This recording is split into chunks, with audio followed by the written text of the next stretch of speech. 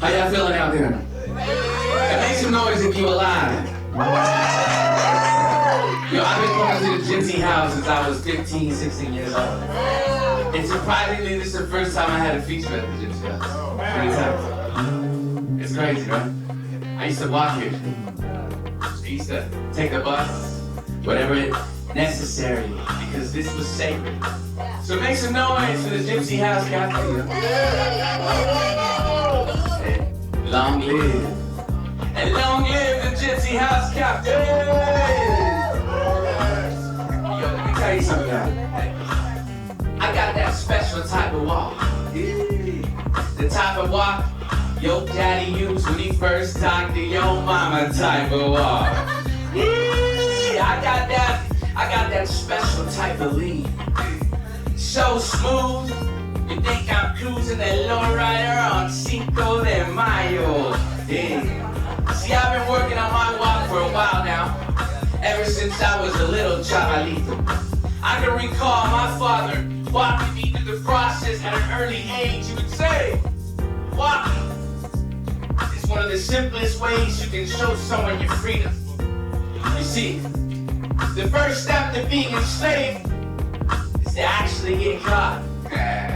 Why you think Martin Luther King and Cesar Chavez spent all that time marching, huh? You gotta stay on your toes, mijo. This system has interesting ways of turning a man into a slave. And if you ask my father for a ride, he would tell your ass to walk.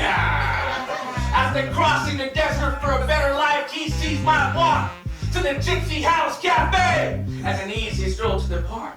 And walking in my father's footsteps has taught me that if you love something, you'll do anything you can to get to it. Your feet will get you there if you allow it.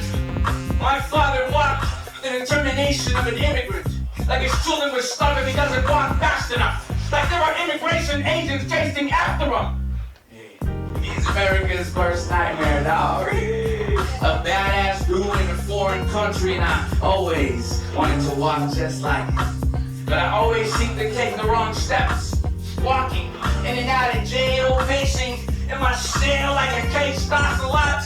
These must have been the ways you enslaved my father talked about. It all started in the 6th grade when doctors explained to my parents why I walk with a slight limp. But my right leg was shorter than the left, forcing me to apply most of my body weight on the right side and develop a walk. It would quickly label me a thug.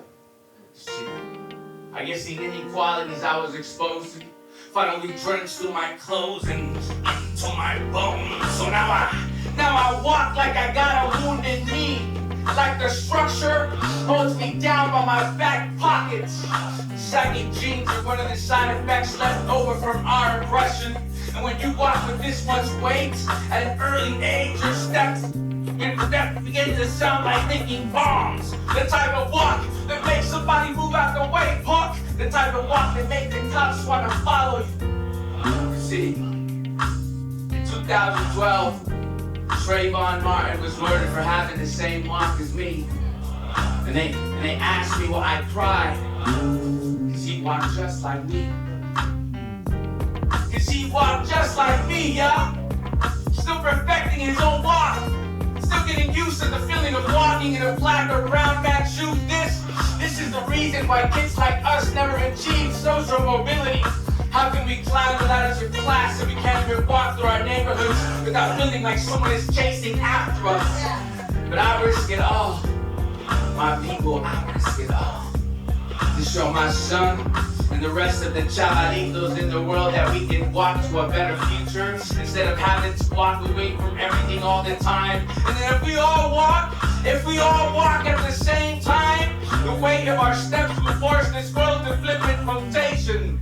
So stand up and walk with me. My people, stand up and walk with me. Cause we have this whole world at our feet. And I think it's time. I think it's time that we all finally exercise. Let's exercise our freedom, y'all. It's time that we finally exercise. exercise some freedom. You make some noise for Walter on the beat. Like I said, my name is Jozer. I promise you, Olivia wasn't lying when she said this was something that was like aligned in the stars. When this collaboration happened, I promise you, all I did was call my mans, and he was like, "Oh shit, I got some beats," and I was like, "Oh shit, it's about to I listened to the beats. I invited him. That's a good thing. I invited my homie to come through who our band rehearsal to go check this out. And then I was like, you know what? I don't even need the band for this. My manager's beats will speak for itself. It was really awesome. So make some noise one more time. Yeah. Appreciate it. That's all I got. He through his beats, dog. His hands. I love it. And for a person who doesn't know how to shut the fuck up, it's like, perfect marriage. He's like, I got hella beats. I got hella fucking poems. This next poem is called Borderline Crazy. I wrote this poem hella long time ago. Oh shit, you want borderline? Yeah, that's good answer. So we can say those two. Good answer. And yeah, it was borderline crazy. When I first wrote it, I felt like, unfortunately, it's still relevant to the day. Yeah. What's up? Oh yeah. Anyways, I've been reading poems for hella long time. Me and my brother, make some noise for 2B, Kyle Sutherland in the house. Yo, he be my roommate. We were roommates once in a long time. And we also used to be on a poetry team called Minor Disturbance. No bedtime. No bedtime. And we was lucky enough to feature our work on HBO a long time ago. It was really tight. And it actually kind of like exploded our poetry career for a little bit. And this is one of the poems that I couldn't wait to recite, especially because it was going to be televised on HBO. I was like, oh shit, I'm about to write this crazy ass poem about immigration, and I'm about to let them know what I really feel. And this poem is called Borderline Crazy. Oh hey, I'm the hater now. One sec, guys. Hey, and if y'all interested in reading some of this, we in business. We got some books. How much are they? Only $25. Only $25. That's damn near. That's a low price of $25. People can't afford not to buy it. Shut up and take my money. Shut up and take your money. I'll take your money. My kid will take your money. Everybody will.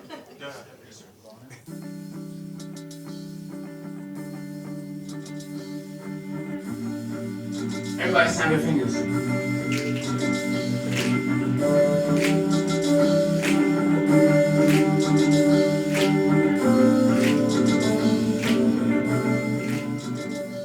Yeah.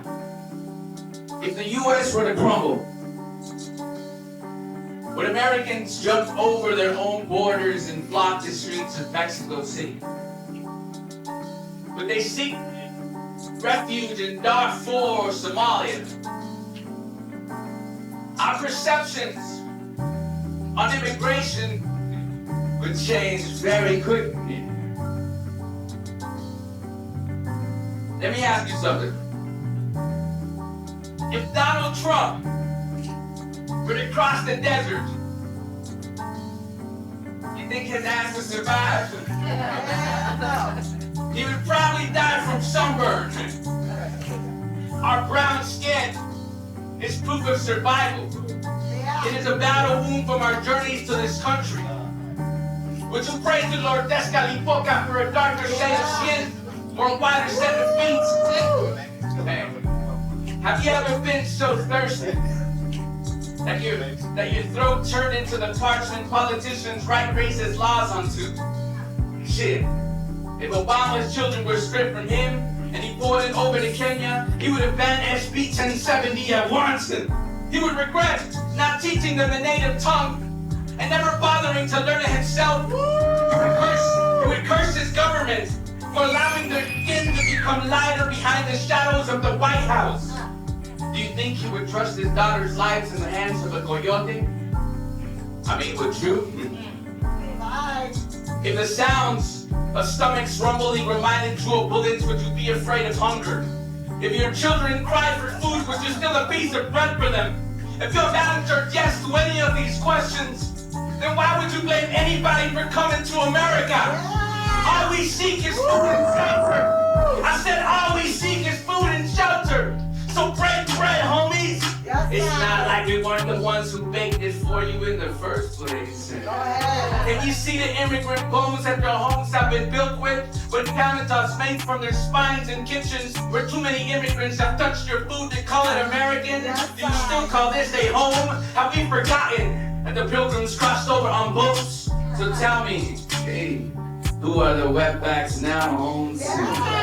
Hey, if the sun and the moon slide through our borders every day without showing a visa, then why should we have to? If a person is not welcomed in their home or anyone else's, does this make them nomadic? Do you think they enjoy being pushed out their own home? Do you think they leave for no reason? You know what it feels like when both of the languages of your tongue try conquering each other? Tienes miedo cuando hablamos en español. Does it frighten you when we speak in Spanish? Pero te da más miedo cuando hablamos en inglés. But it frightens you more when we speak in English. Esta siempre será nuestra tierra. And no, I will not translate that. So everybody clap your hands for me, ready?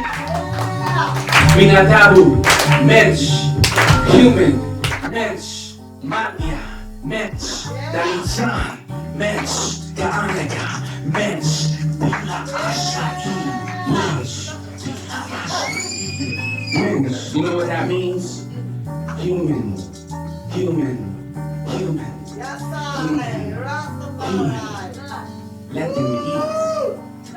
Let them eat. Let my people eat. Thank you.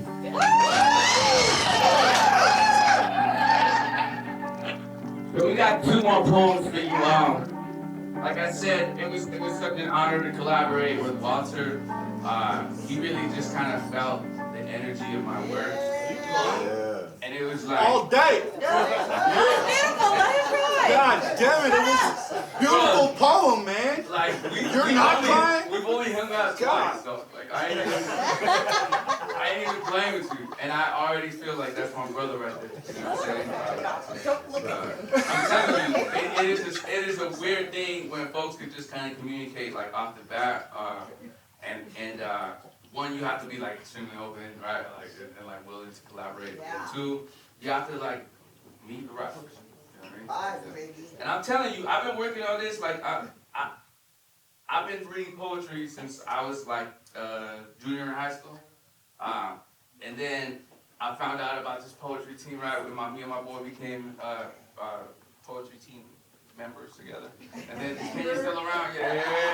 And I joined the dog team and Slab Uber. We cut heads. Yeah. And so I continued to do this for a long time, and then I lost interest. I went on tour for a really long time with just myself, right? And it was really like low-key depressing and low-key, it was weird, right? Just you by yourself, everybody out here clapping for you, and then you go to your hotel room by yourself, and nobody gives a fuck about you, right? You know, for your mental health is really bad. And so, like, even if I had, like, if I were to met a bro, what's all right, bro? I really just believe that the sky's the limit, and so I guarantee y'all, look out for us, because we're gonna make some noise with this. I think it's gonna make some waves. You know, who knows, man? Maybe this project's gonna get nominated for a Grammy, maybe. Yes. This next poem is called All the Crazy Shit I Learned in High School, None of Them Educational.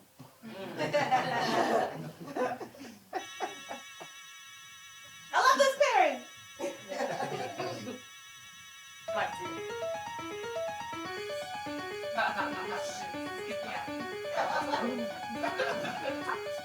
Yeah.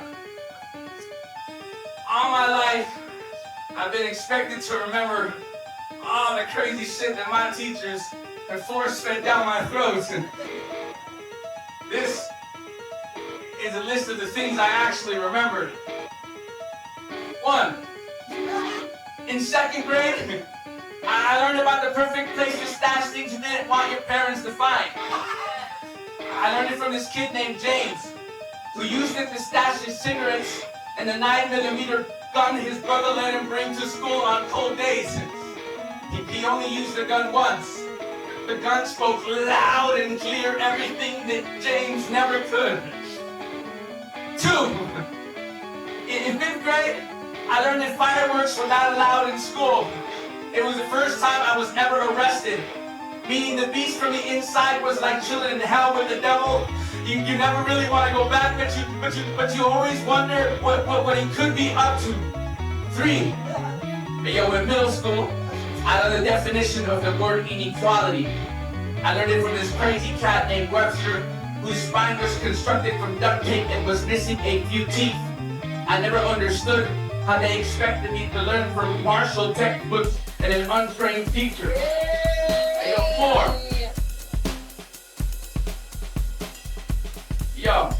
In 7th grade, I got really good at running away from the cops.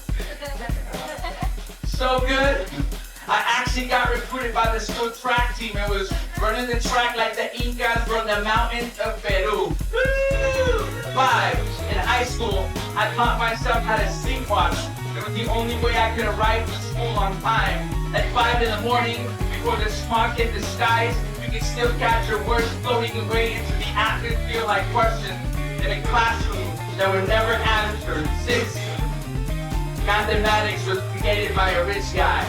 We the people, will never be allowed to own enough money to actually apply these equations into our everyday lives. 7 was the grade that I was in when I first started learning history. That's right, his story, not mine. I first realized this when my teacher tried convincing me that Christopher Columbus discovered America. I called him a liar. Nosotros siempre hemos vivido en esta tierra. I took this outdated textbook at him to see how fast he could really catch information. 8. The benches in the principal's office felt a lot like the ones in jail, and so did the cafeteria food. Believe me, I would know. This is the first time I noticed the correlation between the two institutions. It made me wonder if our test scores only serve to foretell our future inmate numbers. 9. I refused to take the CMAS. 10. They expelled me from high school, but only the day out of their counting, see they skimmed me from my funding, and to be honest, I didn't blame them. 10, 11 was the grade that I was in when I was suspended for sexual harassment. Like any good student, I volunteered myself so they can correctly demonstrate how to apply protection. Ironically, I already had a 2-year-old son at the time. If only this class would have came into my life much sooner. 12. Oh shit, 12. I finally graduated high school, and although I took the diploma with a smile somewhere deep inside my chest, I was scared.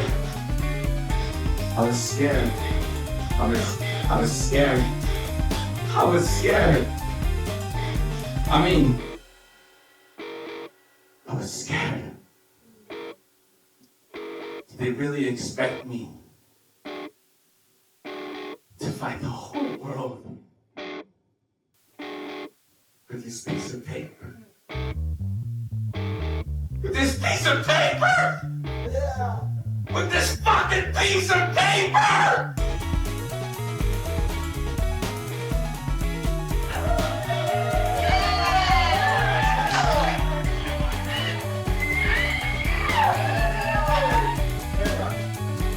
Fucked up my hat. You know, this is the reason.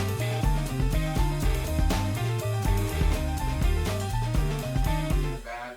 And then at some point, after like trying really hard to like compete in poetry slams, and you know, like the coolest place that I took 3rd in the individual world poetry slam. That was pretty cool. Representing somebody in Denver. I was at the highest place in Denver.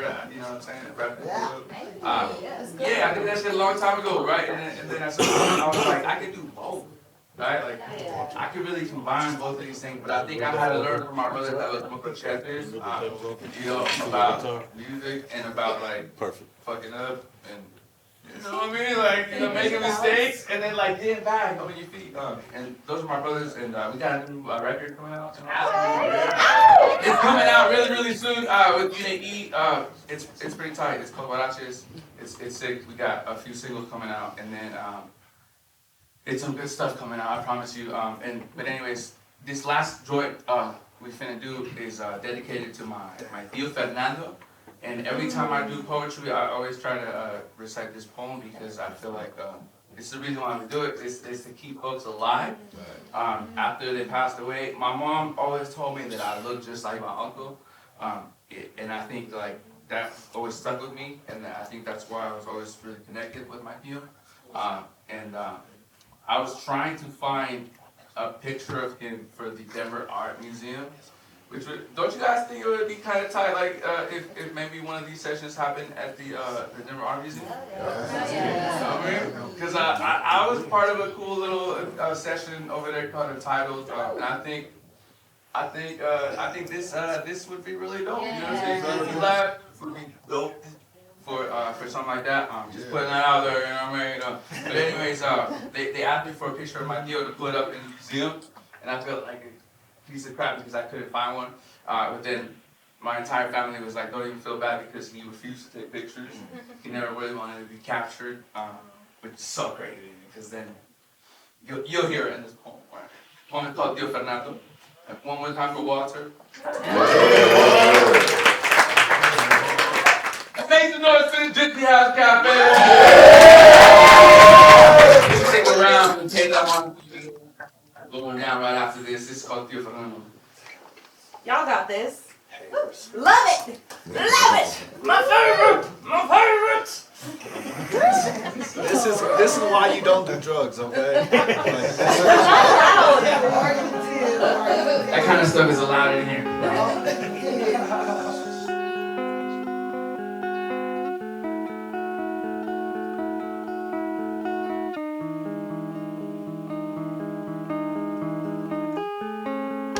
Everybody.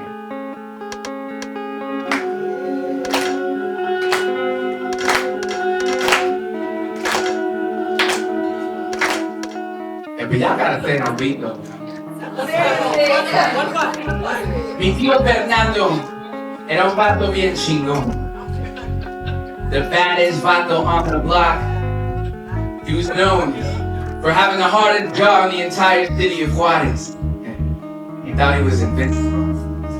Convinced he could shake Death's hand and get away with it. It didn't take long before the devil snatched him by his nostrils and dragged him into his tomb. So today, I stand in my Tio Fernando's funeral. But it wasn't the drug lords or the Mexican army that put my uncle 6 feet under. It was the glue and the paint that he sniffed out of the paper bag that put the final details to his death. He was only 29 years old. Still had the face and the child and the smile of a 7-year-old in Juarez who still believed in God. My mother told me that I looked just like him. Said she had a dream about me dying in the desert, so she cried. It reminded me of the time that my uncle said we were both meant to die young. He said it was a family tradition.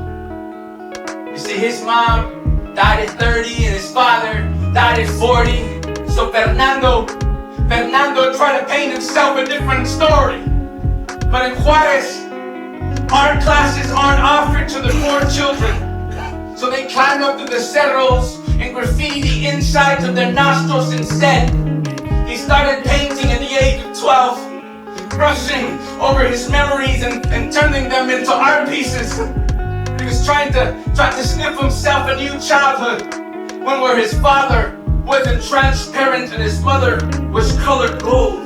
One where the air was made from aerosols and you can drink all you need from the water fountain. So he climbed up to the hills and puffed like he had just been crying, wishing he could get so high And he would float up to the heavens and crawl into his mother's arms for the night. But instead he met the devil. And they danced around the fire for hours. Talked about their inspirations, their similarities in their hometowns and their childhoods. My uncle knew all the devil's secret tones. Handed me a rag soaked in gold paint and told me I can know them also.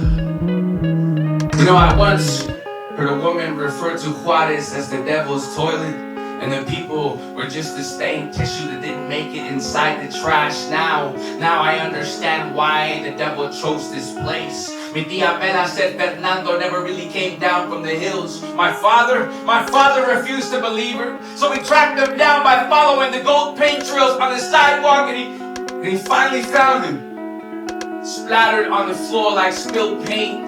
Paper bag still in hand, throat full of dry glue, gold stains around his lips, like he had just been making out with the devil. He suffocated like La Llorona's cursed children. Another poor soul swallowed by the dangerous lomas. Another brown child given back to Mother Earth prematurely. You know, there's something wrong about this city. There's something wrong about this city, cause every time it rains, it grows cemeteries. It's just a land of fake promise, with opportunities so close to the lights of El Paso, yet it's so far. Children don't grow up to be painters. They splash canvases with blood spilled from AK-47, but my uncle never really had the option. He used the glue and the paint to try to paste his soul together, and I always wonder what would have happened if I took the rag from my Tio's hand I did. Would I be painting instead of writing? Huffing instead of breathing? Rest in peace, Tio Fernando. You're a walking piece of art who no one ever bothered to paint. And I'm sorry it's in words, but today, we all breathe your masterpiece into existence. Thank y'all so much. Yo, give it up one more time to my boy Walter. The Gypsy Lab. Beats and Murders. To the host, yo, Gypsy House, thank you so much for having us. It's been an honor. And yo, stick around. Hear the marketing coming up? Yeah. I'm telling y'all gonna want to stick around. Hey, if you're interested, you know what I mean? Come holler at us. We got some boots for sale. Trying to eat, you know what I mean? I'm hungry. Can you tell? Hey, make some noise for yourselves for being out here. Thank y'all so much. My name is Walter. And you're all to peace.